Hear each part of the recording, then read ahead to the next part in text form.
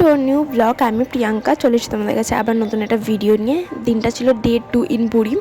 আর সেদিনকে একদম সকাল সকাল উঠে আমরা চলে গেছিলাম পুজো দেওয়ার উদ্দেশ্যে, বেরিয়ে পড়েছিলাম। আগের ভিডিওতে তোমাদেরকে আমি আমার রুমটা শেয়ার করেছি, মানে আমরা যে রুমটাই ছিলাম সেই রুমটা তোমাদের সাথে শেয়ার করেছি। আজকে তোমাদের এই হোটেলের মানে এই কমপ্লেক্সটার পুরোটাই শেয়ার করব তোমাদের সাথে। কমপ্লেক্সটা ছিল অনেকটা জায়গা নিয়ে, পুরোটা তোমাদের আজকে ঘুরে দেখাবো। আর সব থেকে ইন্টারেস্টিং পার্ট ছিল এই পুলটা, আর পুলের পাশে নারকেল গাছগুলোর জন্য কিন্তু পুলটা অনেক সুন্দর ভাইবস দিচ্ছিল। একটা পুলের ভিডিও নিয়ে আমি আসছি খুব তাড়াতাড়ি, আর আমি একা আসবো না, আমার সাথে ডুয়েল ভিডিও আসবে। আর এখানে এই পুলটার ওই দিকটা একদম ছিল প্রচণ্ড পরিমাণে ডিপ, যেটা গলা অবধি, মানে গলা থেকেও আরও নিচে পুরো মাথা অবধি জল ছিল।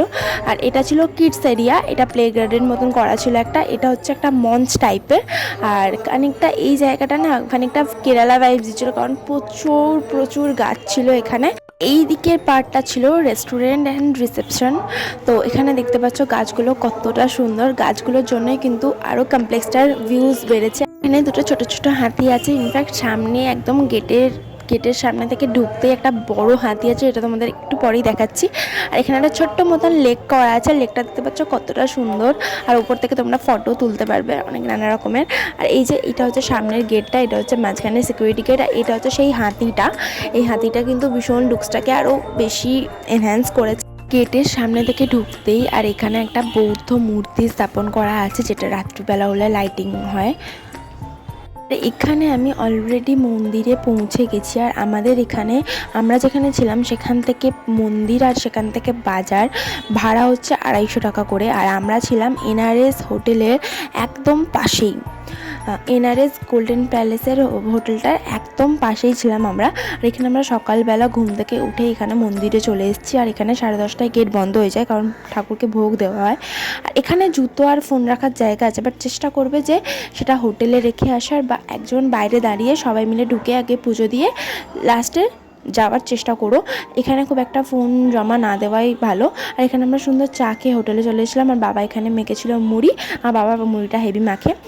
লাঞ্চের পর রেস্ট নিয়ে আমি আর মা বেরিয়েছিলাম একটু সি বিচের ধারে ফটোশ্যুট করার জন্য কয়েকটা। কিন্তু এটা একদমই নতুন করা হয়েছে, মানে একটাই আছে প্যারাশুট। আর এটার পার পার্সন প্রাইস পড়বে 3000 টাকা করে। আমার খুব করার ইচ্ছে ছিল, কিন্তু আমাকে মা ভয়ের জন্য করতে দেয়নি। আর এখানে আমি আর মা একটু ভাইবস নিচ্ছিলাম সমুদ্রের।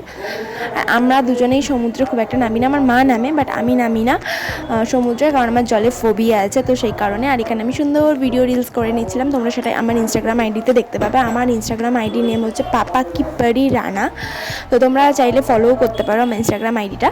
তো এই যে সুন্দর ভিডিও করে নিচ্ছিলাম।